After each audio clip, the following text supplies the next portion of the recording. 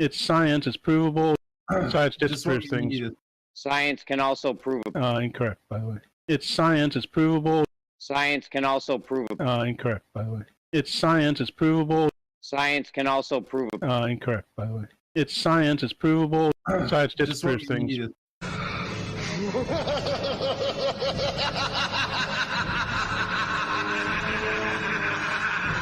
It's science. It's provable.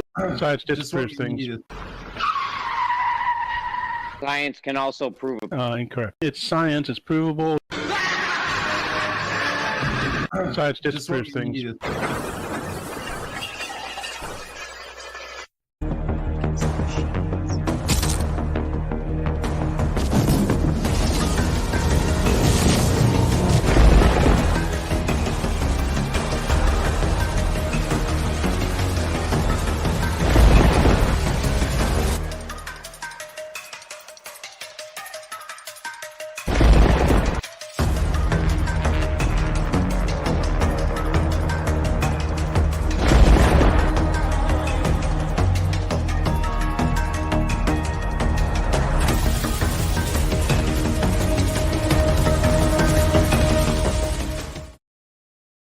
Hey, what's up out there, guys? How's it going today?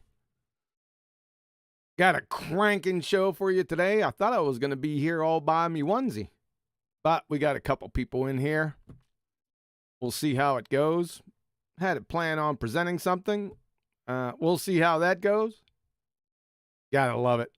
If you'd like to support this channel, there are PayPal and Patreon links in the info box below. Let's see who we got in BALLBUSTERS chat. What's up out there? Who we got?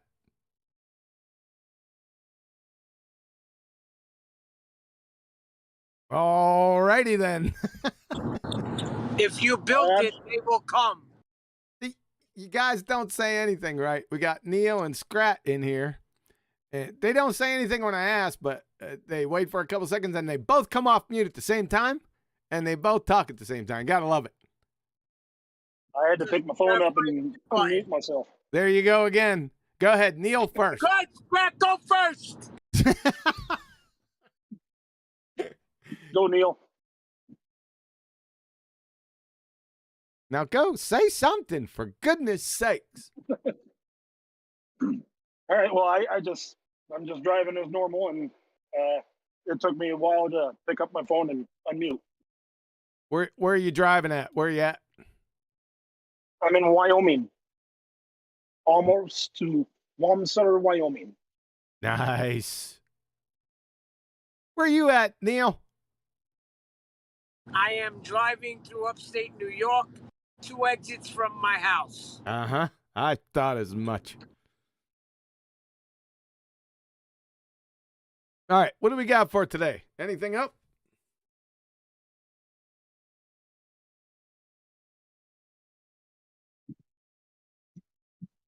Just anything? Anything going on out there? Well, I just had a really long conversation on Jim Panda's server. It was interesting.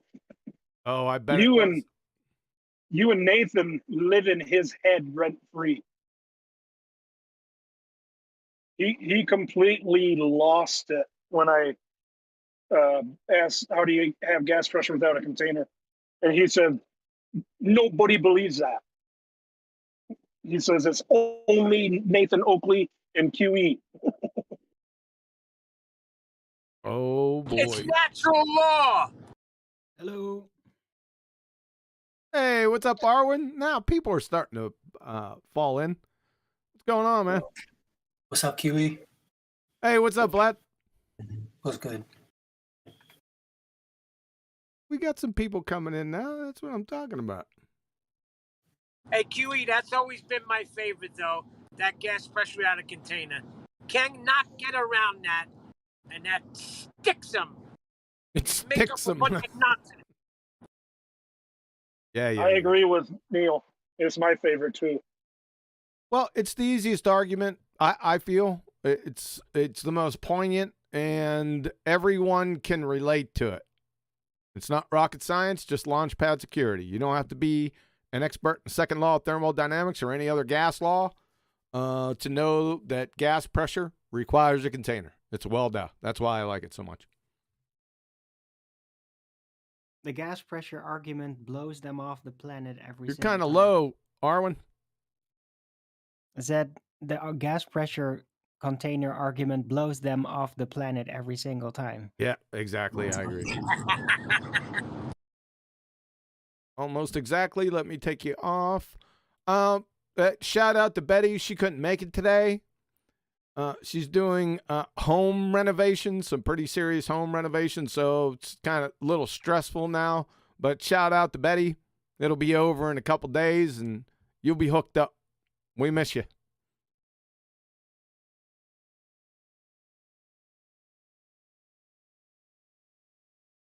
So, what to do today?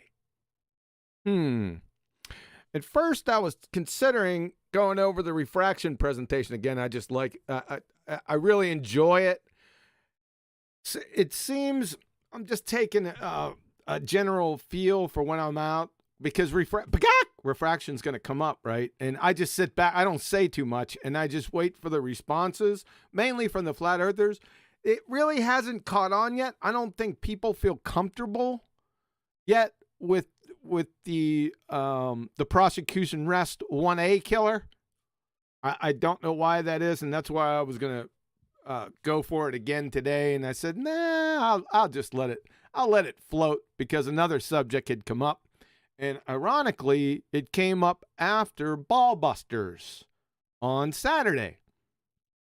It seems that Bob, the pseudoscience fallacy guy, a.k.a. Bob the Herman Munster Morosifer, decided to come in, I don't know how he got in, to BALLBUSTERS and pompously offered to educate about 30 people on the sextant. So that was enjoyable. As you already know, I had pizza on the line. So I already knew he's a moron, so I didn't really care about his presentation, so I went and got some pizza. Then I came back about 25 minutes later with another piece of pizza and just sat here and listened to this idiot boast about his knowledge of the sextant.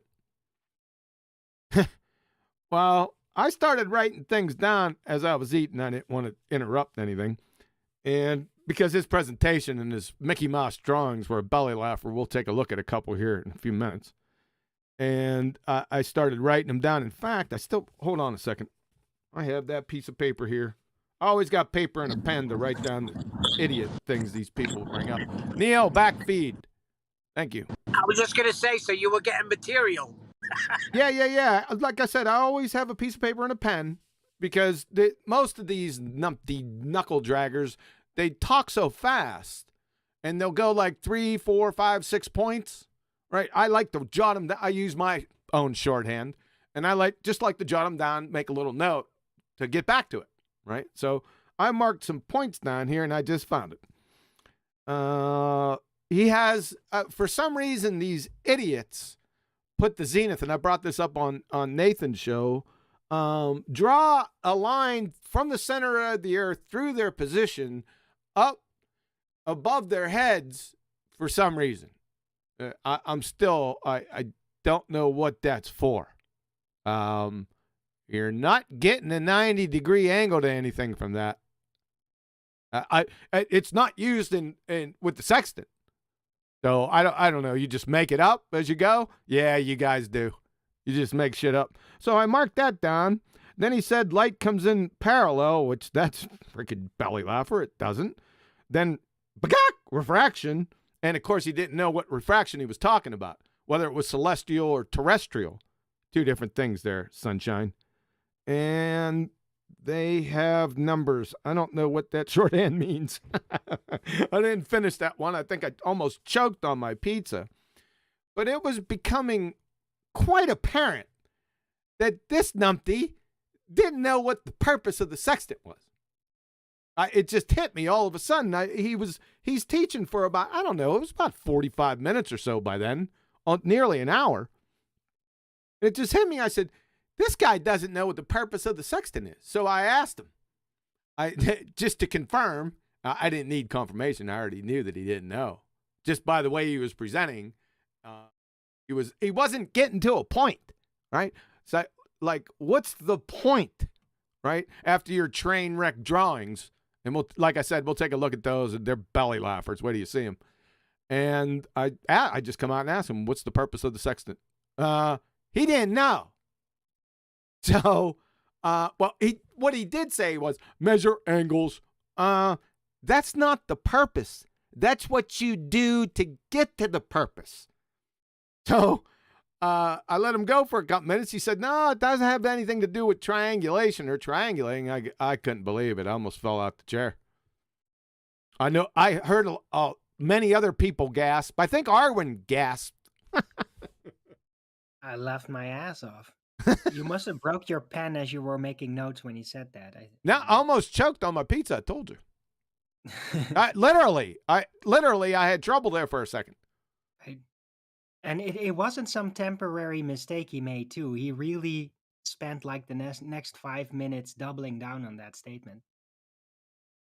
Yeah, which was shocking. So so my point was he's teaching 30 or more people pompously, right? You know how he is. Delusional Dunning-Kruger numpty dipshit that he is. And he's teaching them for almost, how can you teach on something and you don't know what its purpose is? How you do that? I don't know. Can somebody please tell me? Because I don't have a clue. You improvise. What's up, Stacy?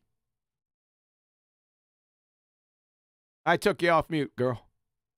Hey guys, what's up? Sorry, I'm out and about in the house making coffee and other things, and you're good. I'm listening though, and it's always funny to hear these little things that these glopers have to say. It's hilarious. Yeah, I'm going to show you here in a couple seconds what you're not going to believe it. Even if you don't know anything about a sextant, right? You're going to say, what in the world is going on here? That's how bad it is. I mean, like I said before, I'm not a squid, right? But I understood the concept. It's a pretty easy concept to grasp. You know, I knew the purpose. I think even before I joined the military, I kind of, you know, we went over in high school just briefly. I don't know if you guys did, but, and I always remembered it because of the first 3 letters, obviously. Now I'm in high school. But I think I knew that well before I joined the military. I go, yeah, I got it. The concept. It makes sense. Did I know how to do it? No, but I understood to get, you know, to triangulate your position with angles, essentially. Now, there's a lot of other things you got to watch out for. I didn't know any of those. I don't know every single one now.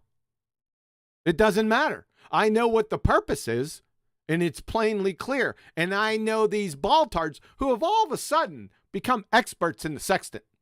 Haven't heard anything in 5 years on the sextant. Now they're all experts on the sextant. Amazing. Isn't it?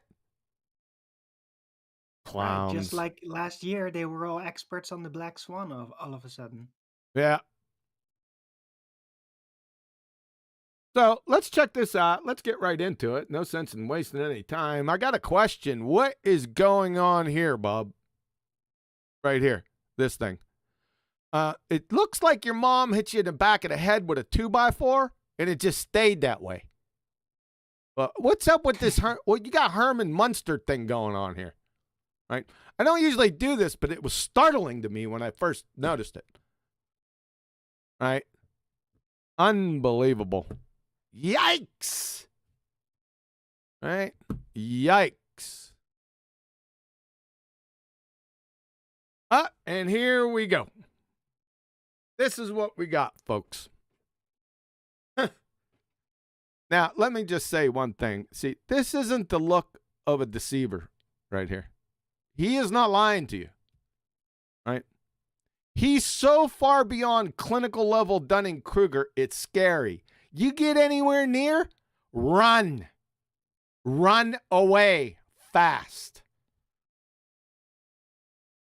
If I don't even know what to say about this drawing. It's absolutely preposterous. The first thing, Bob, the Morosopher, puts a stick guy on top of a building. Have you ever seen people on top of a building using a sextant? I never have. It's too stupid. Why would you need to train? That's how I knew he didn't know what the purpose of the sextant was. Immediately. Soon as I seen him put stick bob on top of a building, I knew it right away. He's clueless. Right? The rest is a belly laugher. So this guy puts stick bob on top of this building, and he looks up. Now, he's got a sextant. This is a sextant instruction. He looks straight out for some reason, right? And he got this line. You see this line right there? And it has whore. What the hell is that? It's not horizon. You're just looking straight out. Is there a bubble level on your sextant, Bob? We're going to get into that here in a second. Now, there is a bubble sextant, but that's for aerial navigation, right? So it's Mach's next to the discussion. Doesn't matter. Just in case these numpty dipshits bring it up, right? Like they usually do. But he's looking straight out. What are you looking out into space here? What's this giving you? Besides the whore right here. Of course, I knew it was probably too much to write out horizon here because it's such a long word, right? So you put whore. Let me ask you a question. What's this line right here? Coming down from the observer, damn near looking at his feet. In the direction of his feet. What is this? And this is the surface of their ball-tard sphere. So this guy's on top of a building. I don't know. I have no idea. And he's looking straight, almost damn near straight down. What's this? Isn't this the horizon? Then what's this? I don't know. You tell me, Bob. And then the coup de grace, the dip angle. So he's taken this dip from his imaginary whore right here down to here, whatever this is down here. This is the actual horizon, folks. No, you don't. The dip is just the elevation of the guy, his height, right? And then you're gonna need some more information here because height is taken from mean sea level, and I doubt that they have the height of this building, an arbitrary building, in the Naval Almanac. I highly doubt it, right? So you're going to have to find out the base of this building, the mean sea level, then his height standing on top of it. The dip is right here. Here. You see where I'm circling? It's between the observer and the surface, Bob. Not here with your imaginary whore. This is a train wreck of epic proportions. This is like Elmer Fudd giving the keynote address at a metabolic pathway convention. That's how bad this is. And no one says anything. The rest of the other knuckle draggers don't say anything. Boy, that sounds science-y, Bob. Keep going. Doesn't even know the damn purpose of a sextant. Let me tell you what it is, Bob. You ready? Hold on. And yell their ball-tart imbeciles. It's to triangulate your position. You get it? Triangulate? Triangles? You get it now? My word. I'm still wondering where he's getting this imaginary horror from. What is it? Would you just look out into space and just draw an imaginary line there? What's this supposed to be? If this is the horizon, then what's this you're looking at your feet? Even if you're standing on top of a building, no one looks down to see the horizon. You moron. Unbelievable. Oh, let's take a look. One more.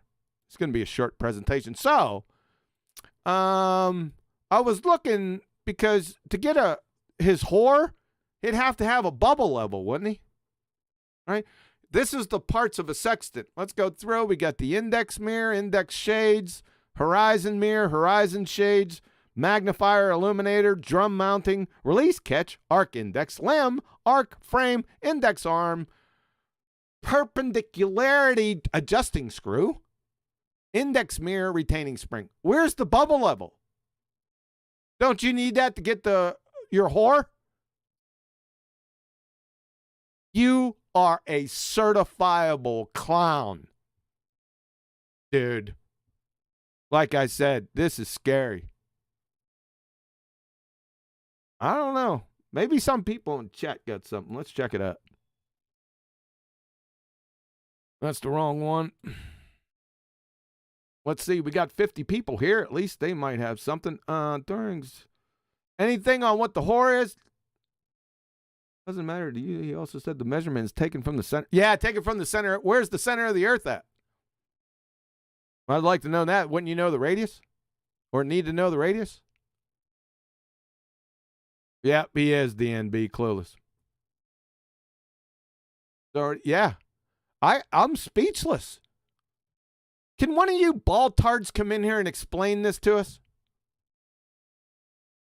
I would really like an explanation of this. Let me get this back up here. Let's go back. Gotta adjust the size. Oh, get down.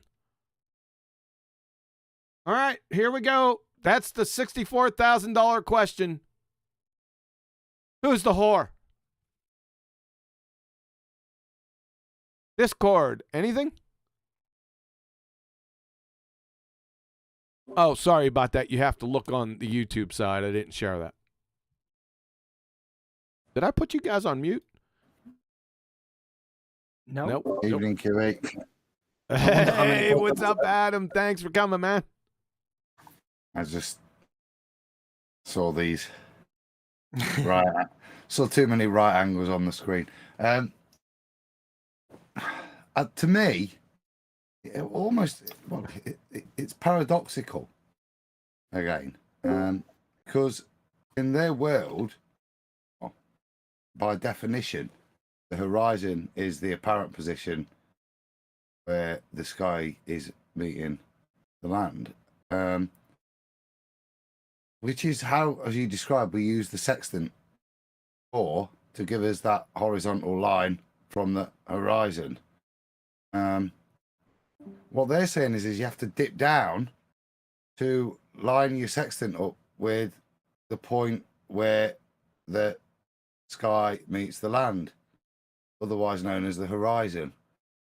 So you have to adjust the horizon for the horizon based on a dip angle based on your height. Appears to be what they're saying, even though by definition these on a ball, these 2 points should be the same thing. There shouldn't be a difference on a ball other than the other thing you point out, which if it's on a ball, opposed to reality when we look and generate a horizon, to see the horizon on a ball, you have to look down, which would then mean your horizon line isn't straight, which is the point of using the horizon, so you can then generate a straight plumb, take the angle to the star. So, like I say, it seems paradoxical.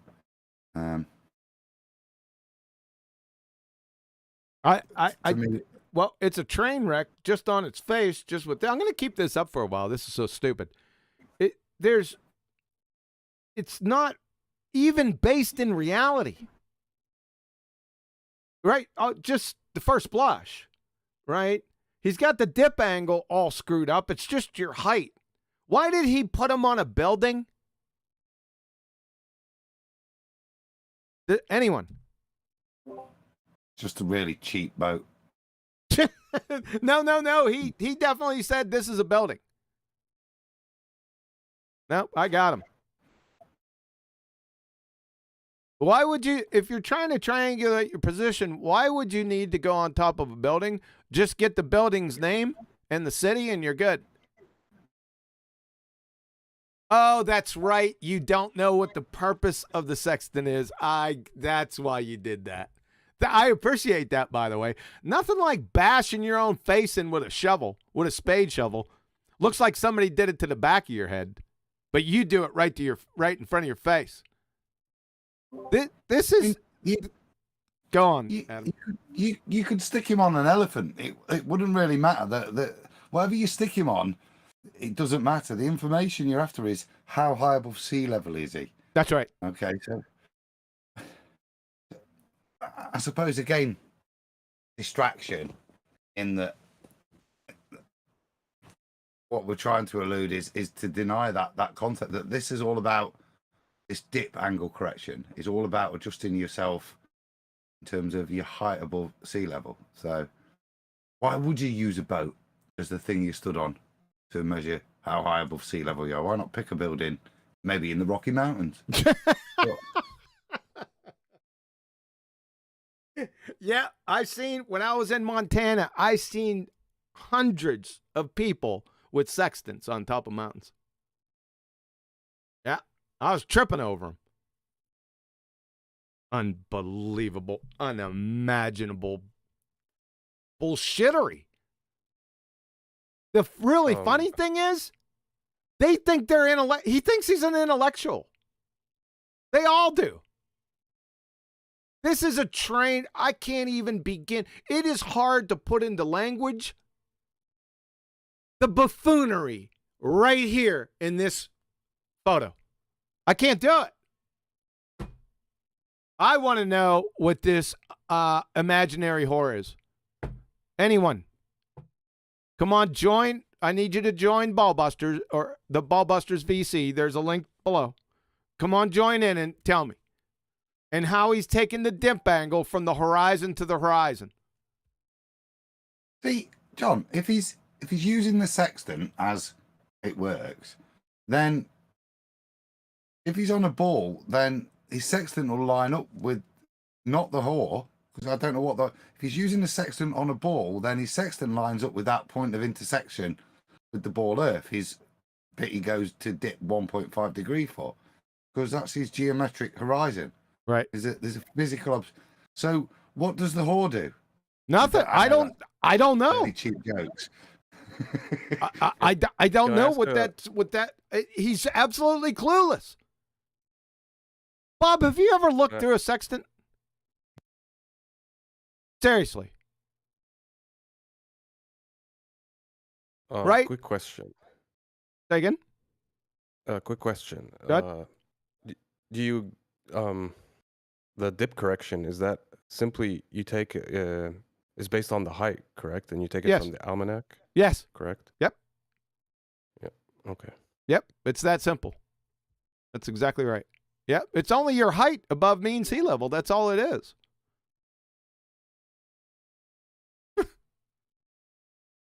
Not the dip from your whore to the actual horizon that you're looking down at your feet to see. What a belly laugher. You'd get laughed out like a third grade class with this. I'm still waiting. Here, let me go in here. I'm sorry. Somebody may have joined Discord and I got to get over to them. Can I say something? I don't have my admin staff with me. Yeah, go ahead.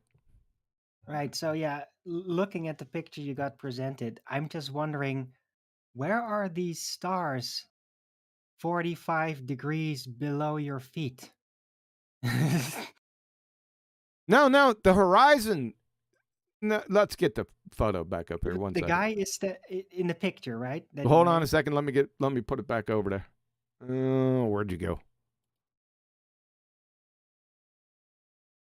Because he's standing on a building, and then Okay, there you go. Horizon 45 degrees down. That what? I guess he sees stars there 45 degrees down. You're talking about this line right here? Hold on, it's not. Yeah, there's a lag. Yep.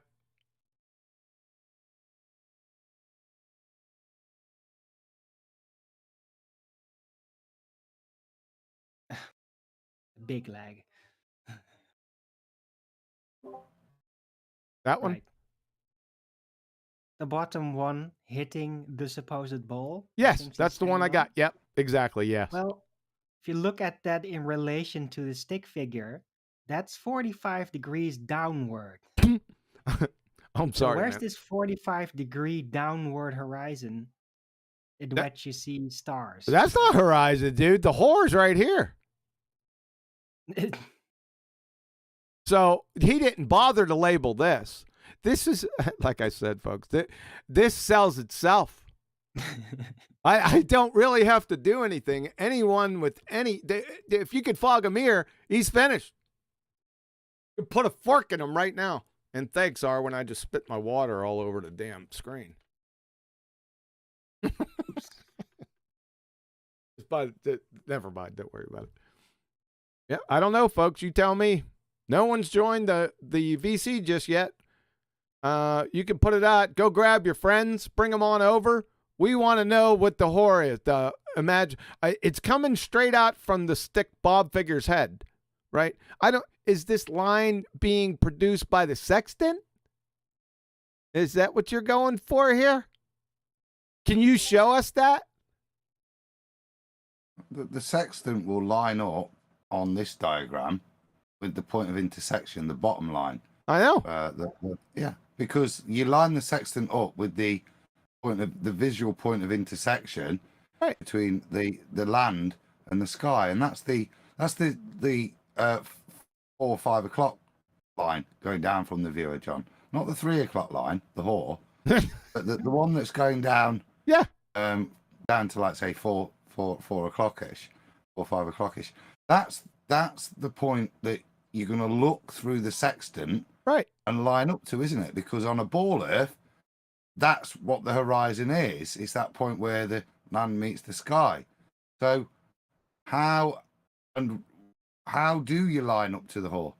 What is the whore? And how do you get yourself in line with it? That's the thing, because on a flat plane, they're the same thing. Do you know what I mean? But on this, they're two very, very different things, as Bob demonstrates in his diagram. I know, I know it looks like 45 degrees, Arwen, but he has put, look, it's 1.5 degrees. But the still point is, it's different, isn't it? No matter how different, but there is a difference. So he's not using the visual point of intersection between the land and the sky to define his whore, because he said it's somewhat different.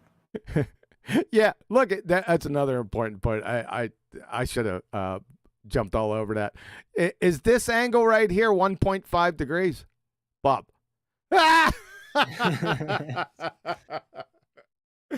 Oh God, it gets better and better. Yeah. So you line the horizon, then you bring the star down to the horizon, right? And then you swing it back and forth. See where the bottom rim of the star touches the horizon, and then you just read it off. You're not looking through here. This isn't, the whore isn't showing up in your sextant, this line. I don't know, folks. I'm leaving it up here. I'm going to leave it up here for a while. I want somebody to come in here and tell me what the imaginary whore is right there. Whether it's just, you just put it in this drawing, or do you see it in the sextant? What's the point? And we all know that this dip's not 1.5 degrees. That's not where you measure the dip. It's just the observer's height. And you find it in the almanac. Isn't it just a consequence of them plotting it on a globe? Yep. I mean, the dip correction, just if you draw it out on a globe, it ends up like this. That's why it doesn't make any sense. Yeah. But it's an actual thing they have to correct for. So when they draw it out, it just looks stupid. Yeah. It's an actual thing you have to correct for, yeah? But the correction is to bring the observer's eye height down to the sea level, yeah? Which is where our straight line for the angles we're going to calculate from the sextant will be. So what we're doing is we're adjusting the angle we measure and calculating what it would be if I was 20 foot lower. All we're doing. So it brings the angle exactly correct, so we can take that straight line out from the eye across the water, knowing that that's straight and flat. We've now adjusted the angle up to the star, and now we know and we can calculate its GP. That's the purpose of the dip angle adjustment. Say it's badly worded. Dip angle implies you're dipping down to look at a geometric horizon because you're on a ball.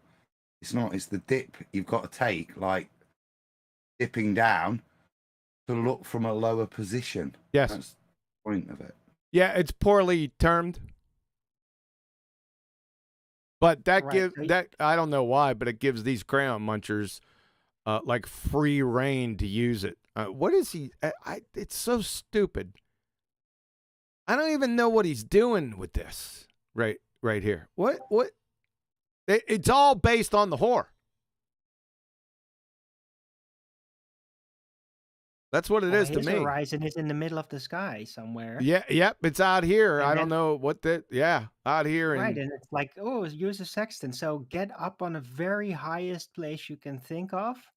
So you have to maximize this dip angle, which kind of is like extra hassle. It's you want to be close to the ground, so it's complete nonsense. Well, he can get up as high as he wants, but as everyone knows, well, duh, that this is going to rise up at or near his eye level. I don't care how high you are. Right? So this is, folks, this is for you. Like I said, that I don't need to market it. It sells itself. I really didn't even have to provide any commentary with this.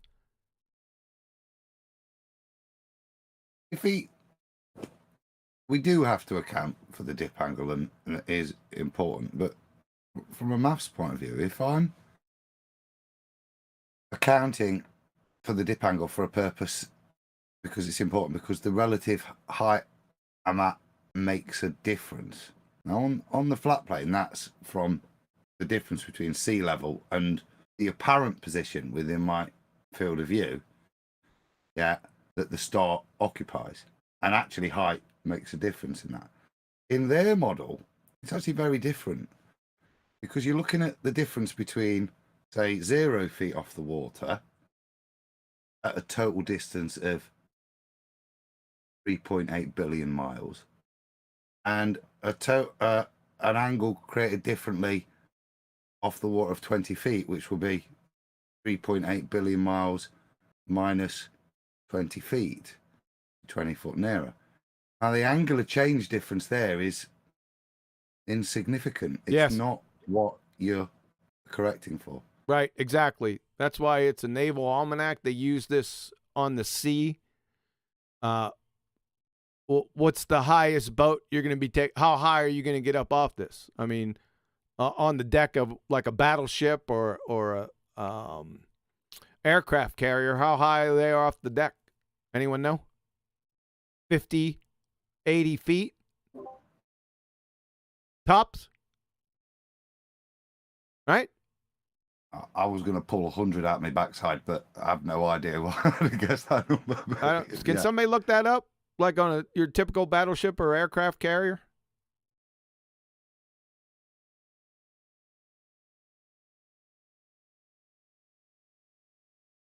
What are they going to do? Are they going to do it in the crow's nest?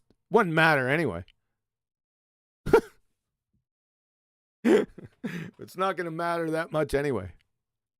Well, they probably had to do it on the command deck because that was heightened a little, and you got to have a broad view on the horizon without the ship getting in the way, right?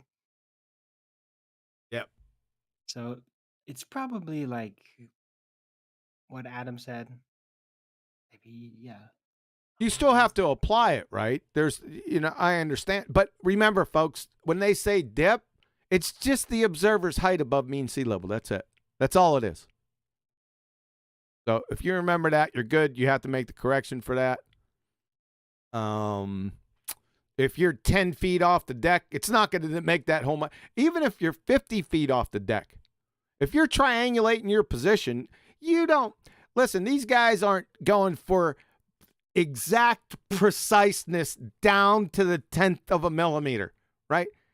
You just want to get in the ballpark. That's all they need it for. Now, it's highly accurate, but they don't do it that way. I know they don't. Right? But Bob, the purpose is to triangulate your position. That's the purpose. I hope when you come out next time, people start asking you that. Everyone start asking them that. What's the purpose of a sextant? And what's the imaginary whore right here? That's the next question. All right, make sure everyone asks them. I like this 1.5 angle right here. That's pretty funny. And ask him, how many times does he look down towards his feet at the horizon? I'd like to know that too.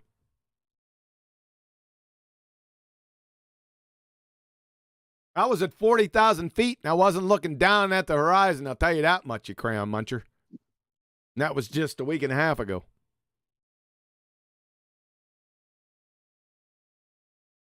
Well, did you notice that? Did you notice he was getting the angles for of stars and the sun at the same time? He was getting the angle to what? Say it again. He was getting angles to stars and the sun at the same time. To the stars and no, I didn't notice. I must have been eating pizza then.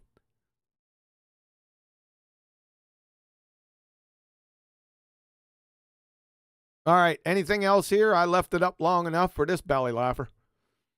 That's really the end of the presentation. It doesn't take long to just pulverize these morons. This is childlike. This is a joke. This is a joke. I just hope he hasn't been teaching it to anybody else. If you brought this home, like to your mom, to put this up on the fridge, she'd slap you. Clown. You get what you deserve. All right, let's see what else we got going on here. So let me take a look at the chat. Big up. Yeah, what's up, Barry? Barry Davis. Do right degree triangles have curved? Yeah, do right degree triangles have curved lines? Yeah, right. That's exactly right. Yeah. But we don't need, according to Bob, they're not triangulating using the sextant.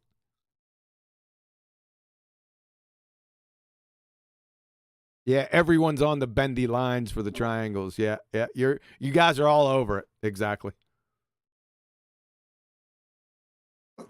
That appeared to be the point Bob missed from what I could remember. I think I mentioned it this afternoon.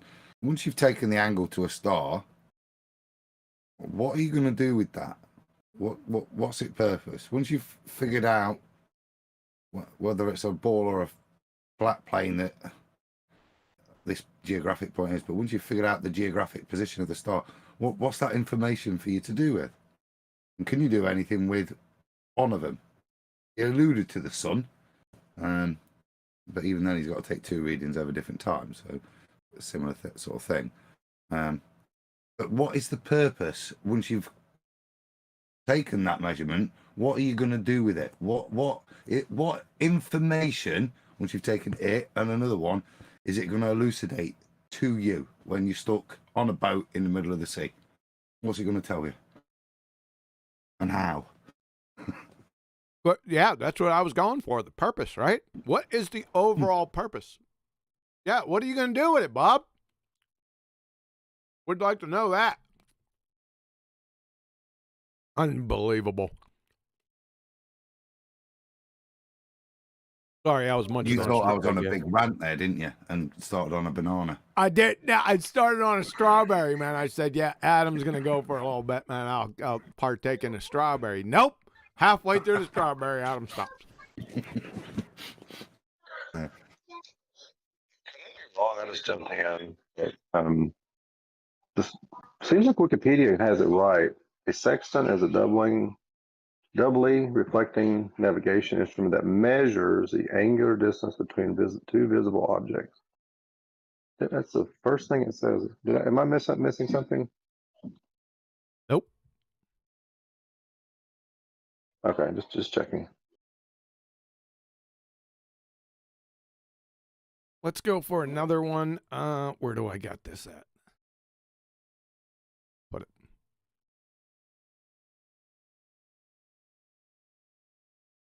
I do have a technical question while you're looking that up, QE. Yeah. I've been hearing a little bit of 10th man talk about it, but basically the way they measure the angle, you have to first, because there's two, like the mirror, and you actually sighting the horizon, and you have a mirror that sights the object or the celestial object. Do they start out at the horizon and raise up to that, or how do they sight the object and then measure the horizon? You may know the yeah, they workings of it. They bring it down. They sight the object and the horizon, and they bring that the whatever object it is, star, sun, they bring it down. So the limb of that light, and you swing back and forth with the sextant to touch the limb of it on the horizon, and that's how they do it. They bring it down to the horizon. I looked at the pictures and I was trying to see if I could figure it out real quick. That's the first time I really looked at it any in depth. So I came in late. When you say limb, you mean the edge, right? Like the bottom edge of yes, like the sun. The sun or the object. They bring it right down to the tip of the horizon. Then they just read it off on the sextant. The sun's a bit different because it occupies more space in the sky, so you have to make an adjustment for the sun. But you've got the two things lined up, and you kind of slide the bezel so that within the viewfinder, the two images, you line them up, and then when they're lined up, that's the angle reading you kind of take. But like I said, with the sun, I think you go with the bottom, I think, don't you, and then add 2 seconds or something. I can't remember exactly, but because you can't line it up and to the middle of the sun because you could blind, I think, you know what I mean, or it's hard to even define that. It's better to just take the bottom of the sun. I think it's a while since I think it works both ways, like bottom or top. Yeah. You're trying to define the middle, aren't you? That is the measurement you adjust. Yeah, exactly. Yeah, I was actually thinking about that too when I first started thinking when you're trying to do the sun, you would have to try to figure out the center, I guess. And you guys just brought that up. I'm glad you guys brought that up. I was thinking about that when I first started understanding a little bit about the sextant when it comes to the sun. You're an Air Force dog. What are you using a sextant for? That's why I'm about them, Huey. I'm trying to learn as I go, man. I hear you. I hear you. I'm a bloody pharmacist, but unfortunately, I'm a pharmacist flat earther. So, as type of pharmacists, have to learn sextants. It's one of those. Yeah. Do we have any squids? Hold on. Do we have any squids out there? Come on. We got to have some Navy guys out there.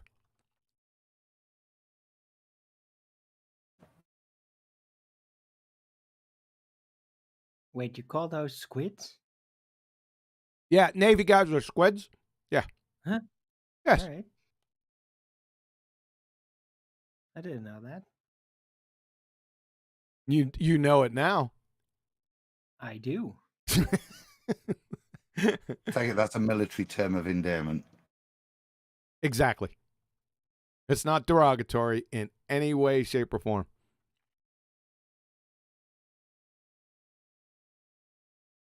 Squids are actually very intelligent. So I'm trying to get a view through the sextant. I'm not finding any good pics here. 1 second.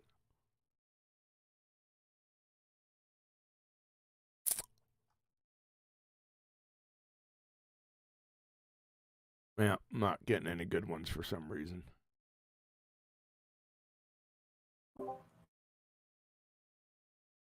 Let's see. How about that?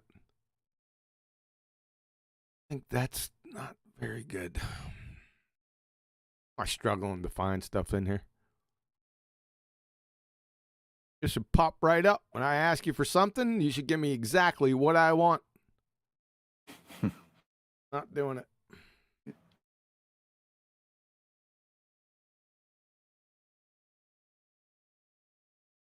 Let me see if I can snatch this one. There's a nice one in the Discord. It's in BALLBUSTERS? Discord chat. Do you want me to? Yeah, 1 second. I'll pop in there. Yep, let me check it. Yeah. Oh, that's the same one I was looking at. I was going to snatch that up. Yeah, from Almost Exactly. let me see. I'll just make it bigger and then put it here and then do a little something there and turn that off and voila. So that was in Discord. See, it says bring the sun to the horizon. So you just adjust this and bring the sun down to the horizon. I don't think this is a good one because he brings it sort of below the horizon. It's kind of blurry too. It's blurry for me. It's another example of the paradox, though, isn't it, with regards to the diagrams we've just been shown. We got a serious spam attack, a very serious one. I can't stop it. Oh. It's can't be stopped. Where is it? Is it in YouTube chat? Yes. Oh, don't worry about it. Let him go. All right, so that's anyway. Go ahead, Adam, if you want to speak to this. Yeah, I forgot the point I was going to make that. It's another example. If you give me a minute because I've lost the point. That bloody spam keeps twitching in my eye as well. I can't get my head back. Give me a second. I'll Yeah, not a problem. I'll go check the spam. We'll come back to it. Let me see if I can find a little better diagram for this. Okay, let's come back. Does it come back? Go ahead. It's still up. I didn't change it. So, yeah, with that diagram, you're looking out. Now, if their horizon, which you've adjusted for, and there is a formula for observer height, which you'll notice it is different, isn't it? The adjustment, I think it's 177 and stuff. But the adjustment, that's all you'd be doing is adjusting to the observer height to what geometric horizon you'd be looking at. And from there, you'd then calculate that distance to the point of intersection, because it would be defined by the horizon. It would also be admittedly not perpendicular. It wouldn't be plumb at all with you. Yeah. But it would be very different maths you're doing, because if you look through that scope there, what you're doing is trying to define the horizon. You define the horizon knowing that it's geometric, so it's the leading edge of the ball. You know how high you are, so therefore you know how far away that is, before you know that's the point of intersection of your geometric ball. Therefore, you then line it up to that, and you do your calculations based on that. That would actually make sense. If you're going to presuppose that the horizon is the leading edge of a ball, as opposed to something that gives you something straight and level. But did that make sense? Because actually, if you were going to calculate it mathematically with a tangent based on your observer height to intersect a tangent to the sphere edge, that's how you'd have to calculate it at that point and draw a line there. That's not what they do. It is what I'm saying, but that's how you could do it.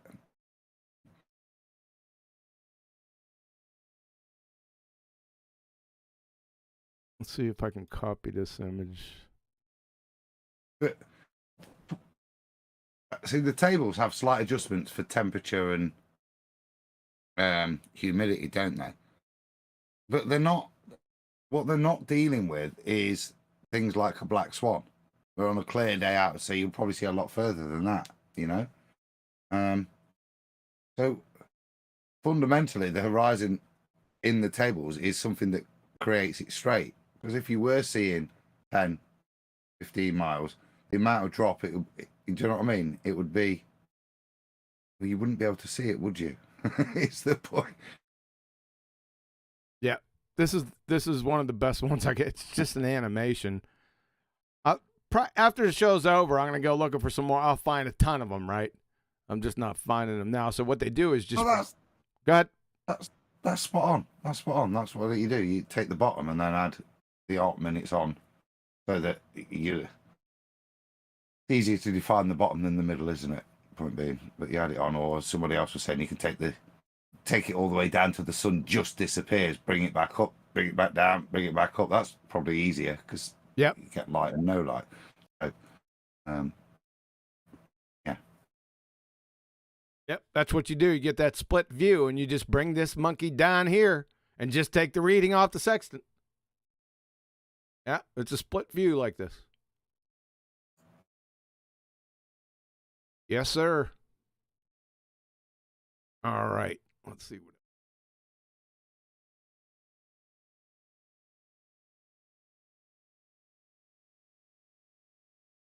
All right. There's nothing else. No one else put anything in here. We're operating. We're 5 by 5.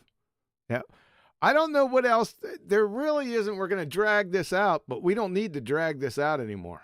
All right. It's over. You know, I don't see where you can go from here, ballers. You're finished. They've been finished. Well, yeah, they have been finished, but with the sextant, you're finished. It's over quick. That's one of the reasons why I really enjoy this argument, because I like the quick, concise, really to the point, really fast. They'll try to jumble up the mix, right? With all their incoherent red herring fallacies about putting people on buildings with a sextant, looking down towards their feet, looking at the horizon, like that ever happens, and just muddy the waters with incoherent gibberish. It's nonsensical drivel, right? Baffle all their numpty dipshit subscribers with nonsense. Right? Yeah, did you see him do that? Did you see those angles? Oh my God, that's really science-y. Oh, we really got the flat earthers now. Clowns. You're finished. Come on in here. Take your whooping. Do it. Do it. I'll give you time to speak. Then I'll rest my case just from you speaking. Oh, there's still some ballers in the YouTube chat. Oh, I didn't check that. Sorry about that. I didn't check what was going on there. The spammer's gone. He's gone now, finally. But there's still just regular people commenting in chat. Oh my goodness. What the heck is going on here? Yep. You got, is this all you got? Dude, it's curtains. That was 10 sock accounts that he had prefabricated. So as I was banning one, he would immediately pop up with another. Pretty freaky. But there's still ballers in chat that actually think that sextants work on a globe. And apparently they think that you haven't explained how it works. So this is all nonsense. What do you mean? The purpose is to triangulate your position. It's real. Oh, yeah, I was going to go snatch that, right? 1 second. So, from science.jrank.org, listen closely, baltards. The optical instruments called sextants have been used as navigation aids for centuries, especially by seafarers. Squids. That was my addition. In its simplest form, a sextant consists of an eyepiece and an angular scale called the arc, fitted with an arm to mark the degrees. By manipulating the parts, a user can measure the angular distance between two celestial bodies, usually the Earth and either the Sun or the Moon. The observer can thereby, listen up, calculate his or her position of latitude by using a trigonometric operation known as triangulation. Game, set, match. My word. Get it? I'll tell you what, bring your slobber nurses in and we'll translate it for them and then they could feed it back to you.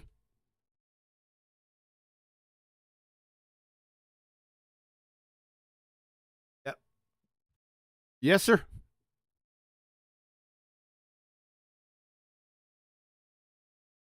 Anything else? Diesel engines prove the globe, apparently. What?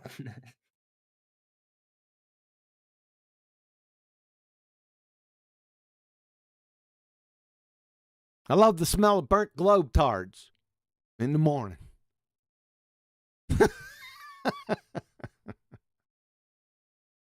Oh boy, the tangled webs you weave. There's your web.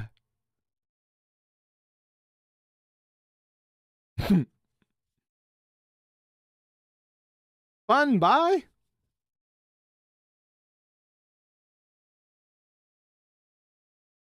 Bob, the clinical level Herman Munster Morosifer. Thanks a lot, Bob. You just sailed the Baltard's fate. Again. Please, I want you to go out on the circuit and continue to discuss your whore and the dip.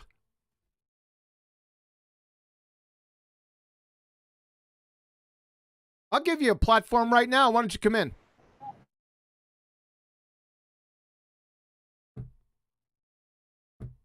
Yep. You can have all the time you want. That ain't going to happen. You've got Bob's picture back up there, John. And there was a bit that 10 thread a quote today from a old navigation almanac thing telling you how to do it. And it's talking about circle of equal altitude, and it says, you know, radius is equal to the zenith distance, and whose center is the geographical position of the celestial body, or at that point on the Earth's surface, which falls vertically under the observed body at the instant observation. Now, if you look at the diagram that Bob's got up there, if you've got that star based on the sextant angle, then vertically, where it falls down, if you can imagine on that star, you're going to just draw a plumb line straight down. Right. It will intersect the horizon, the whore. The whore or the actual horizon? It'll go straight through the whore at the point of H, roughly, won't it, if you see it? Yes. That, according to this description, I'll read it again, which falls vertically under the observed body at the instant of observation, that would fall past the Earth. It can't fall vertically in their way. It falls vertically for you to map it, and then they back calculate the angle it would be if you were to observe it from the geographic, or back calculate its angle to the center of the Earth, But if you can see, it just doesn't fall like that. Now, you might say, "Oh, that thing's not to scale." Well, if you put it to your scale, your star disappears even further out, so you can't use your horizon. On an our model, you can just unroll that big ball, can't you, in terms of your x-axis, and it does. The horizon then is commensurate with the surface that the guy stood on. It's the same thing, and the point of intersection with your whore is the same as the intersection with the surface. Right. They're both parallel lines. Right. Once you start, if you bring this to scale, then the horizon line, this numpty looking at his feet, is going to get closer and closer to the imaginary whore. Once it gets bigger and bigger and bigger, right? It's going to be real close to this disheveled monkey. This is just a train wreck, man. We're just trying to figure out. He's finished. You're finished. Even if you put accepted that somehow he could derive his whore, given that it's not done via the horizon, because he shows that with the other line. Yep. At 5 o'clock. Even if you gave him that and shrunk the scale down, even on his scale, and this is Bob's admission, on this scale, the whore point of intersection would still be nowhere near the Earth, because, as he said, he'd have to draw this to scale, he'd have to put it on a whiteboard 8,000 miles wide. So technically his line that falls vertically would be, let's just call it a straight 8,000 miles. It might be 8,000 miles plus the width of his actual whiteboard away from his diagram. Do you see how his diagram makes no sense when you're talking about and how it's calculated to be. Yes. It makes no sense if you put it, and that's why on, I think it was Saturday night, which is getting a little bit of attention. That thing. That's why he refused to kind of be able to put his thing to scale, because you've either got to not have it to scale, or as we showed on Flat Earth Debate today, he has to put 2 stars on in different positions on his whiteboard that represent the same star in the same position. Yep. To make anything make any sense. Yep. Even if that did. Yep. I don't know. Do we need to beat this any more to death? I don't. I think we took it apart. You're finished. Of course, you were finished before you stepped out here, but you're finished with this. Like I said, you try to pin this on the refrigerator, you get slapped. Clown. All right. Well, anything else?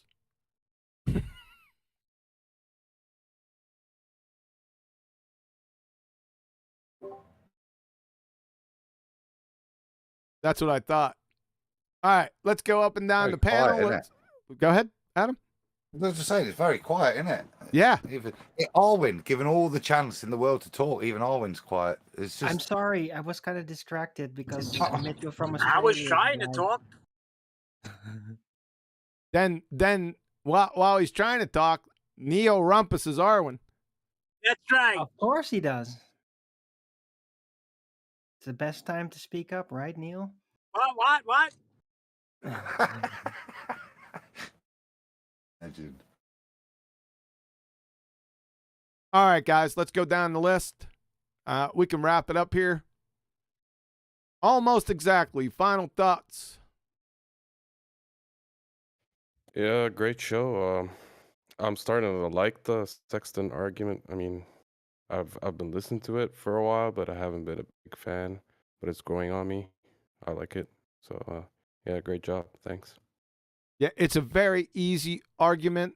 Once you get the basics down, there's some good videos out there from some universities and from some ex-squids that they have a really good handle on this. And even, just regular sailors, because they actually use this. They actually use the sextant. So there's some good ones out there. You don't have to know every single, hairpin detail. Just the overall concept is good enough in this case. Yep. Arwen, final thoughts, channel shout out. Yes, yeah. It's been fun sitting through this show again. Right, yeah, I was there when the whole debacle happened with Bob the Science Guy and his crazy attempt to basically reconstruct what the sextant's supposed to be used for, which he completely made up because, yeah, unlike the Coriolis effect, the Globiolus effect, which is like officially registered out there, you can find that on Wiki. This nonsense that he tried to put out, that you can't find. So it's completely unfounded. He obviously improvised it into existence.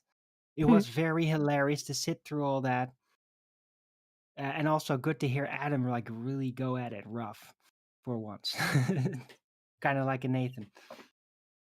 And yeah, just another one for the books. Another ridiculous statement from an anti-flat earther. So anyway, go ahead. Thanks for having me. Yeah. Did you like the ending? It ended abruptly, didn't it? I don't remember. It was very late. Here's how it ended. Bob, what's the purpose of the sextant? That's how it ended, Arwen.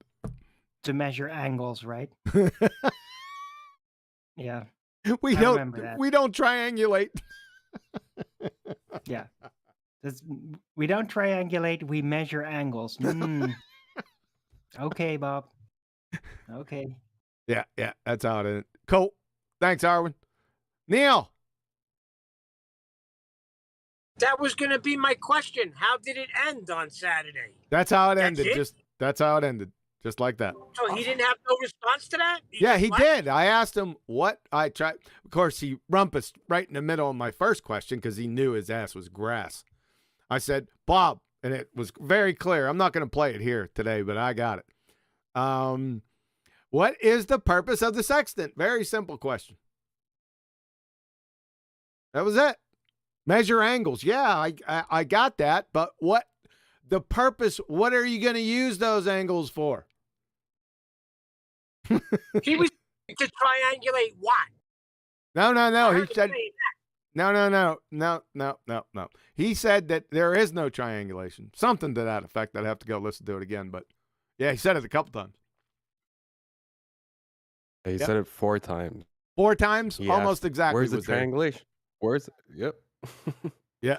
Yeah, it only measures angles. What triangulation are you talking about? Oh, okay. So that's what he was saying. I got you. And it brought the animal in Adam. He goes, "You ignorant mung." I did.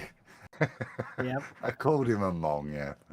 John, as I remember, I could be wrong, but it got to a point at that point where I think he kind of rage quit for a bit because he used a defense about his sister's death in some. I was a bit drunk. I can't quite remember. But, Yeah. but I remember calling him a piece of human detritus for not even my sister, and I was outraged that he'd, in an argument, like try and use his sister's memory or to twist it. It was kind of demonstrated the depths they'll go to. Do you know what I mean? Yeah, that was really strange. I don't remember it much, just my reaction. Like I said, a lot of whiskey had gone down. Were you a few in at that point? Oh, mate, I was cooking by that point. It was that's really at the point I should have gone to bed and not stayed around as you then decided you'd address with Bev the 4 main issues of the Black Swan. Yeah, you said you were going to bed like 6 times. You even messaged me, "Hey, I'm going to bed." You didn't go to bed for another 2 hours. I know, and then somebody said Yeah. something inflammatory, and I just because I'm drunk. So- I thought you were gone, right? And we were talking, and then boom, Adam just busts in. What's going on here? I thought you were sleeping. Yeah. Cool. We'll get to you, Adam. Just relax down there. Paul, Rags to Riches. Any thoughts, comments, questions? Yeah. Not at the moment. I'm being distracted by the young ones. I got you. What I thought was good. Go. Scrat.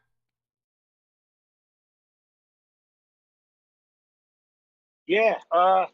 Well, I found it interesting that right close to the beginning there, he said that the radius has absolutely nothing to do with celestial navigation, and then near the end he brings in the radius. And I also, I know you said you didn't catch it, but I want to know how he was getting the angles to stars and the sun at the same time. How's that happen? I have no idea. It's a good point. I don't know. You'll have to ask him. Put a telescope up your arse. Thanks, Adam. Sorry about that. But that's the ridiculous of what he's doing. I don't know what he's. Yeah. How many stars can you see when the sun's out? Fundamentally. Very rarely, maybe 1 or 2, but they're not anywhere near where the sun is. You might see Mercury, you know what I mean, or something. Do you know what I mean? But how do you measure the stars and the sun at the same time? Even if you could do it on like a dual sextant, last time I checked, right, daylight, sun in the sky. Then the sun goes away, it gets dark, and then the stars appear. Very rare. I've got like, no, couldn't count it on no hands the times I've seen a starry sky and the sun. Yeah. In the sky at the same Yeah. time. Did you say a dual sextant? Yeah. Like a binocular sextant? Yeah, like a double ender. Yeah, I'd love to see that one. A double ender. Does that even exist? Double ender? No, it doesn't. He's just maybe making not it in up. the sextant world, Stacey, but I got that name from somewhere. All right. We'll get back to you, Adam. You're coming up here shortly. Snowburner X, what's up, man? Are you off mute? No. Snowburner X, questions, comments, concerns? Yeah, I remember hearing about this argument for the very first time, and I didn't get it because I didn't know how a sextant works. And then I was on vacation sitting in a chair, and then I was about to fall asleep listening to a replay, and my eyes popped open because I just finally clicked, and I'm like, oh my God. Well, that was easy. So thank you for re-clarifying. And yeah, it is a beautiful thing. Yeah, it's a quick death for him, man. Yeah, all you have to do, like I said before, is understand the concept. Yeah, it's good to get into the minutia of details with the sextant if you're interested in it. If you're thinking about doing some sailing, if you want to become a squid and stuff, it's very interesting. But you don't need that for this argument. You just don't. You just need the concept, right? It does make me wonder what else, like things out there that are kind of obvious that you just sort of take for granted, though. So Sure, exactly. It's the easy things, man. They're hidden in plain sight. I love those type, and this is one of those type. Thank you. You're welcome. Real quick, I was actually just looking real quick online. If anybody has a Harbor Freight close to their house, I found one for 22 smackers. If you want to play around with one, this kind of one. 22 smackers. Haven't heard that smackers in a long time. Coon's age. 20. Yeah. I didn't know if you're as old as I am, so we can talk that way. But yeah, it's pretty inexpensive. You just want to play around with it. You're as old as I am. Get out of here. I'm 53, buddy. That was coming. You knew, Stacey knew that was coming. You're 53. Shit. Yep. 53, I was still walking to school in friggin' snow. You was going uphill both ways in the snow? Yes, I was. Yeah, going uphill both ways. The opposite of Alice and Bob. Oh, we might, you know what? I was going to do something on. We'll do that next time. Alice and Bob, it's really sending them off the reservation, man. All I've gotten so far with Alice and Bob is profuse laughter. These are the arguments I got back in. Profuse laughter, feigned exasperations, some more laughter, no coherent argument, not one. The best argument, I don't want to say the best, the most recent argument I got is you put 2 G.I. Joes on a basketball. Okay? What's your point? I'm telling you.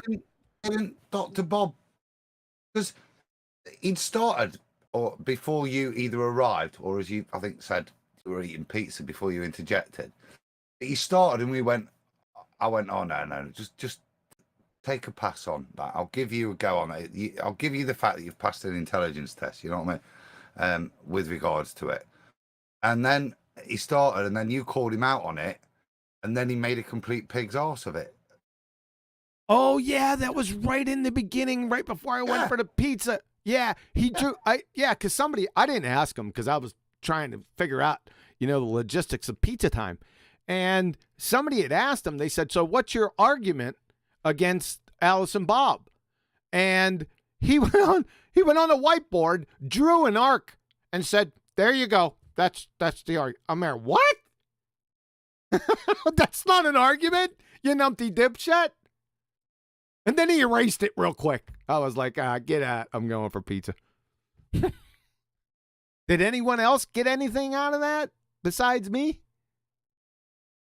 Did I miss something? You're the only one that did. You got a bit of pizza out of it. I don't think anyone else did. Yeah, because he didn't do anything else from what I remember. Friggin' clown. Well, I was actually the one who brought up Alice and Bob because I'm setting myself up for disaster here, but I actually want to challenge that argument. You actually want to challenge that argument? No, Yes, sir. It's quite important. I know I'm setting myself up for destruction here, probably, but No, you don't want to do it, Scrat. You don't want to do it, dude. And you're not going to do it now. I'll tell you what. The next live show, yeah, because we're going to get on out of here. We have a tendency to do this, and you're the chief proponent. Not the only one, though. There was a couple other people. It waits till the end and brings out 18 questions. Now we're not playing that. But keep that in mind. Get up enough courage, and the next live stream, we'll go ahead and do it. How about that? Next Tuesday. Sounds good. That'll give you time to prepare and stuff. Well, my main thing is really simple, but anyways. All right. Stacy B. What's up, girl? Hey, sweetheart. I just want to thank you for the show, as usual. And if anyone's listening, I hope they can learn from Dr. Bob. And I keep trying to tell him, if there's something that you don't know, just say you don't know. You're better off because you're going to look like a fool. And people still can't get that concept. Just say that. But it's okay. And I'm sure you'll just keep calling them out. And we'll keep having these shows. So thank you for the show. And thank you for everyone who's watching. And hopefully, please put a like. You know, I know Quantum doesn't want to call himself out for that. But please, he needs a like. And share. Thanks, guys. Thanks, Stacy. Yeah, I go on and on about that. If you don't know what you're talking about, just shut the hell up. I use my buddy as the mechanic. Right? Back in the day, I was pretty talkative. We were in the house. We went out to the garage. Everyone would pile out there, turn on the tunes. He'd be under there, changing out the transmission, doing something, right? And they had to send out search parties for me. Where'd Johnny go? Yeah, that's right. I shut up because I didn't know what I was talking about. Yeah. There's an old saying. What's that old saying? Better to be silent and thought a fool than to open up your incoherent blowhole and remove all doubt. Thanks. That's a good one. Thanks, Bob. Yeah, thanks, Stacy. It's an important point, though. Yep. Was that not Churchill? I have no idea who said that. Whoever I think did, it is. They were a sage. Did he use incoherent blowhole? No. Though they're very Churchillian words, if I'm being perfectly honest. Madam, please close your incoherent blowhole. Yeah, I could imagine him saying that or using it, but I'm sure it sounds it, mate. That does. Better to keep your mouth. Unless it's wild or something. Too funny, Adam. Shout out. Any channel shout outs? What you doing? Getting a phone call. That's what you're doing now. Bloody 10. Right, I'll tell you what it's about, mate. Let me just mute and stop this. Okay, yeah, I'll hold off for a couple minutes. Me and Stacy can shoot the breeze until he gets his phone call done. What's up, Stacy? Doing good. It's funny because I was just talking about Adam the other day.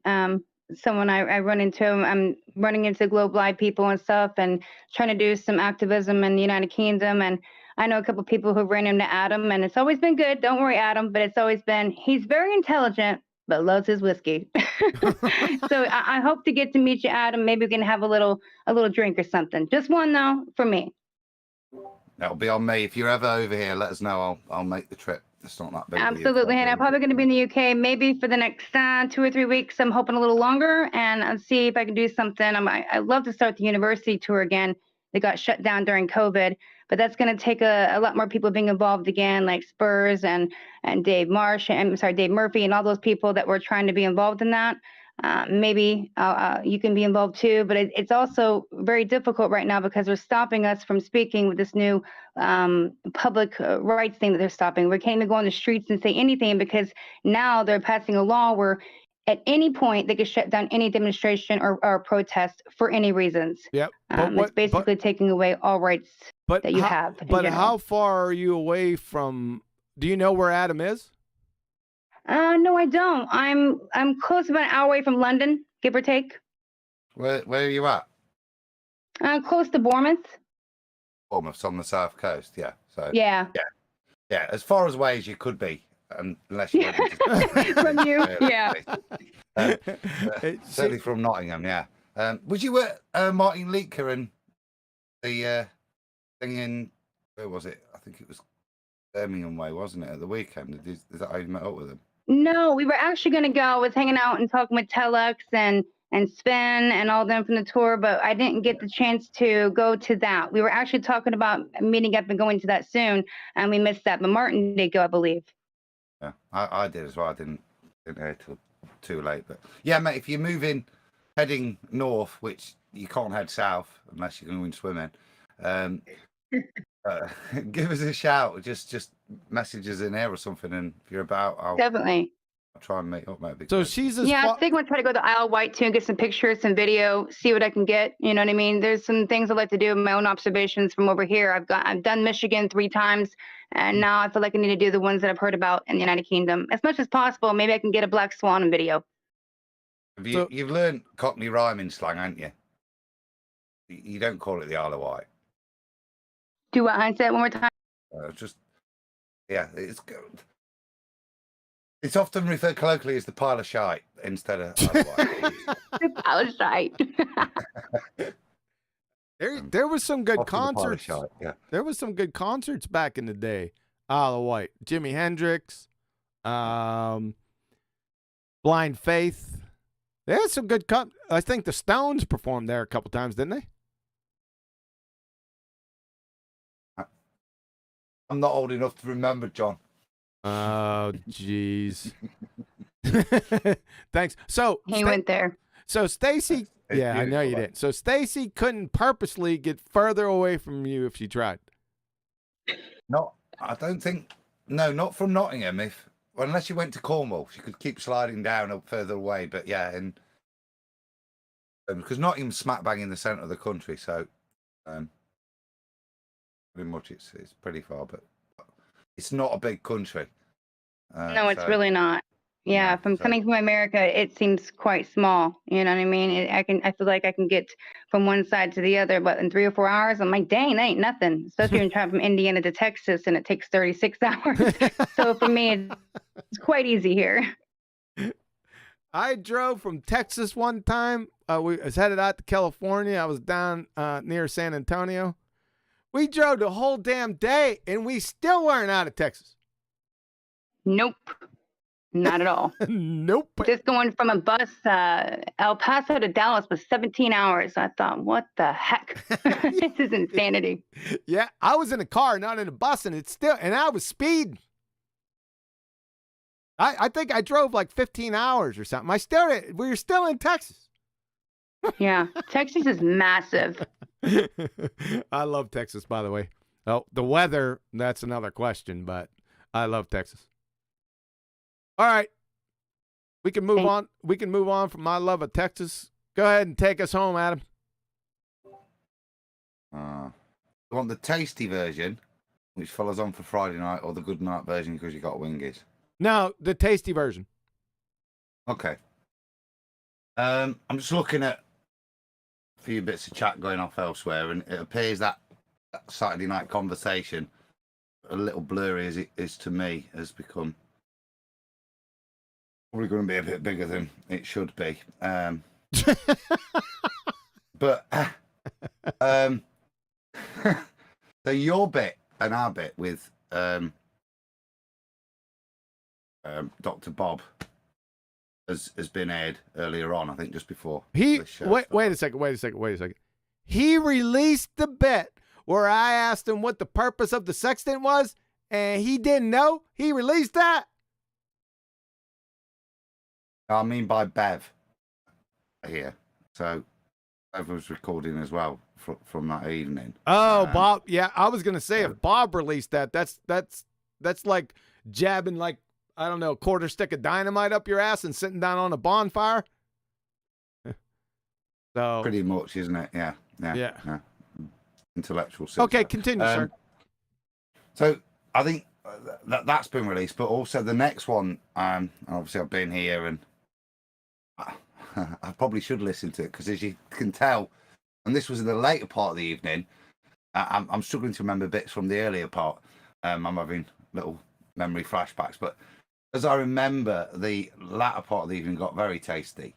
I said earlier, after you came in and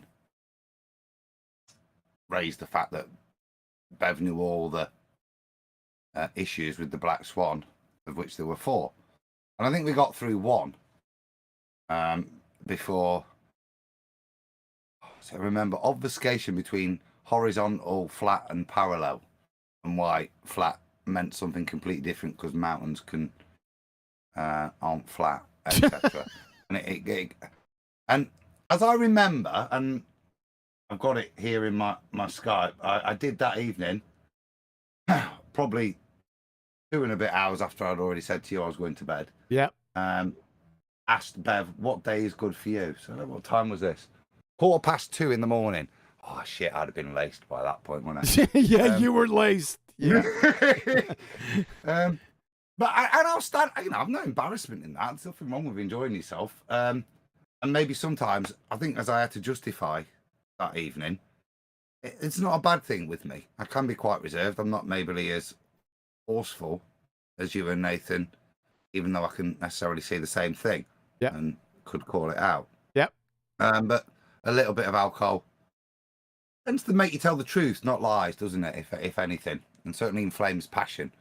And there was things that inflamed my passion that evening, and that being that I'm in this to tell truth to people. And that's how the evening started with Bev, which is why I had inquiry, as I remember, with regards to what these 4 things were, so we could deal with them.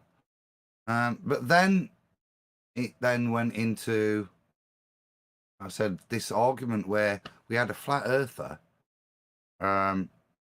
obfuscating and chatting shit like a baller with us because he didn't want to admit that flat, parallel, horizontal are all synonymous with the same thing when we're talking about the nature of the plane we live on.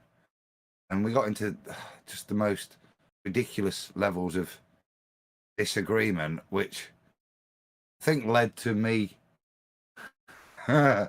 filling your place, because you'd called him out first, say I want to do it on Nathan's, and that's hence the what day is good for you, because I'd struggled with Monday. I'm yet to have a response, but what I find interesting is I've not had that response in Skype, and maybe Bev doesn't use Skype, I don't know, but he's put out something which I assume will be a replay of that evening, so it'll be good to listen to it. But I think none of that would have happened if you'd have spoke last week, Stacey, and saying that. And my point of calling out Ev, the latter point was frustration with regards to him just being like a baller in a room of flat earthers. And like I said, we need to be better than that with each other. But he wasn't genuine in the way he was dealing with us, yeah? And the reason he wasn't prepared to be genuine with us was because exactly that, Stacey. He wasn't just prepared to admit, you know what, I'm wrong there.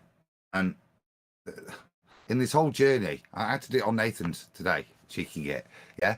But there's nothing wrong with going, you know what, I was wrong there. I misspoke. Yeah? I can rephrase it if required, yeah? But actually on the phrase you caught me out on, I'm wrong.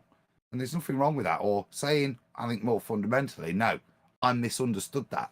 I misunderstood your point. I've not grasped the whole concept. There's nothing wrong with that. And it's a bit like the quote John alluded to, in terms of you can keep your mouth closed and people won't be sure whether you're stupid or not, yeah, or you can open your mouth, yeah, and confirm it for them. Yep. Remove all doubt. Yeah. Remove all that. Yeah. Well, that's what happened to me that evening. Yeah. Or certainly in a way, in terms of, as I remember calling it, about how we as flat earthers engage with each other. And we need to have better respect for each other than doing that with each other. Yeah. Fine if there's a baller in there and you want to be an arse, like you'll have heard me with Dr. Bob earlier. But we should be better than that with each other, because no one's got an answer. Don't be a smart arse and pretend you have. and decry other people that are out there searching for truth. And that's why I saw my arse. I apologise because it's not. It's ungainly behaviour and not necessary. But like I said, a bit of alcohol and inflamed tempers, and sometimes you do lose your rag. I didn't assault anyone. I was probably used too many profanities, but I'd stand by the sentiment of what I spoke about. I'd stand by that. And with regards to what's gone off now, YouTube channels come out, I'm still happy to address any of it with you, Bev, in Nathan's show there. Nathan will be more than amicable and fair moderator if you wanted that. But I think I'd be more than happy. I will listen back to it. And if I've got something to apologise for, I will do. I think I've covered most of my apologies. I'd stand by that, Bev. Don't put another vid out, mate. Come and address the points that got us where we were, which was points that still need discussing, which is the point 3, I think it was, with regards to the Black Swan, which was, I think, demonstrated you don't understand what Modens Tollens is. And we've still got points 1, 2, and 4 to go through of your holes that are in the Black Swan. So cover the first bit, the later beef later on, where you're being a bit of a twat, as far as I could see. But then I'd love to get into, I'd say, point 3 fundamentally, because we started with that. And then if you could give me heads up of the other 3 fundamentals that disprove the Black Swan, so that I'm prepared in the debate for them, I'd appreciate that. There you go. Was that the tasty version? That was better than Wingies, weren't it? Yeah, tasty version. I was going to drop the whole thing, like I said, during the discussion, because we are already fired up because of dumbass Bob. And I was prepared to just drop it, I didn't hear any arguments at all. It was just, like you said, it was incoherent bickering. I got my hand in there a little bit because I wasn't drinking. Not yet, anyway. But, yeah, I was prepared to drop it. But also, it's another important thing to note that while you're in here, Betty's not around, but it is strictly verboten to surreptitiously tape. Just want to let anyone know. If you guys are listening out there, you come in here. If you say you're taping, that's fine, no problem. But to surreptitiously do it, you're going to draw the ire of the server owner. I'm going to tell you that now. So make sure if you come into the server, you read the server rules. That would probably be beneficial. So, all right, Adam, is that it? Is that all you got? I think I'd add to what you just said there. I was happy to leave it. Nobody heard me say anything Saturday, Sunday. Sunday or Monday. Raising it, kicking off. Like I said, I sent a message to Bev. I find it a little underhand that no contact, no response to the challenge that was put there, but I'll stir up some more shit by putting that bit out, but not addressing it with the man. That's cowardice to me. So I will stand here now and, I wouldn't have carried it on, but now you've done that, I will stand and call you a coward for not coming to me as just as I was, as weak as your point is. We could have settled this out, but not sticking a video out a little hit piece. It seems a little bit weak. So I think we should resolve it man to man. Just discuss the points. Cool. I don't think I can say anymore. Cool. Thank you, Adam. Thanks to all the members of the team here. Hope you enjoyed it. It was more of an ad hoc type of thing I did today. I just felt motivated to do it. Didn't have a plan, but decided to say, okay, what irked me the most? Right? So I hope you got a lot out of it with the sextant. The sextant is a killer argument. It deals a death blow to the spinning ball space monkey religion. That's all there is, folks. Just understand the concept. Like I said, you don't need to get into all the minutia, the details. It's fun to go in there. If you'd like, you're going to spend a long time there. But if you understand the concept, it is a dagger right in the forehead. It's all over. So, take no prisoners. No quarter will be asked. None shall be given. And remember, I'll be back.